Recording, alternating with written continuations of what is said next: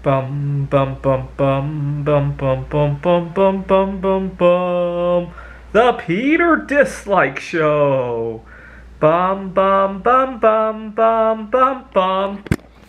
Well, today palladium prices hit $911 an ounce, and 911's a really lucky number for me when it comes to investments. I distinctly remember during the 2008 financial crisis, silver had crashed. And one day I was looking at silver prices. It was $9.11. And I think I did pretty well. I wish I had more money to invest back then. I was still working on my PhD. My real haul was during the COVID lockdowns when silver tumbled to, I think, 11, 12 bucks an ounce. Didn't go all the way to 9/11. And I wasn't about to wait for, thank God I didn't wait for 9/11 that time. I bought a bunch at $13, $14 an ounce.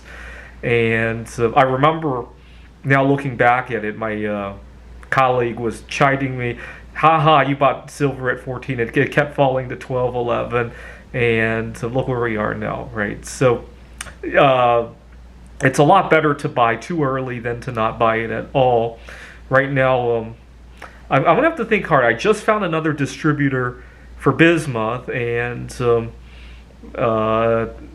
the nice thing about bismuth is that I can make stuff and turn it around and make more bismuth out of it, right? I can't really do that with, at least not with the tools that I have. I don't really work with palladium, but I'll probably take what I get from our next art show and buy some palladium. So it's 911 again.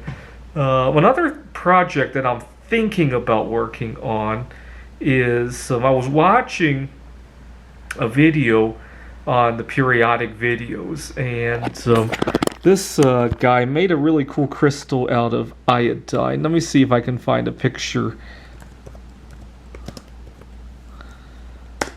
The only problem is that iodine evaporates at a relatively low temperature. I'm not sure how I would go about keeping a giant iodine crystal, right? I don't know. Art that needs to be kept in a refrigerator kind of just doesn't feel like art anymore, right? But I'll see what I can do. I take sodium iodide as a supplement. Let me see if I can show you guys the supplement that I take. It's relatively inexpensive to get a bottle of sodium. I think this bottle cost me about 80 bucks or so, and it's 500 grams of sodium iodide. Now, I take about half a gram of it, so this bottle will last me for years. Or I can maybe isolate the iodine out of it and make a crystal out. I don't know. I'll think about that. I'm also thinking about some bigger pours of my bismuth. I'm looking into this aluminum mold, and I just found a distributor for bismuth where I can buy potentially half a ton at a time at a much better rate than I've been getting at the Bolton metal. So I'm kind of excited about that.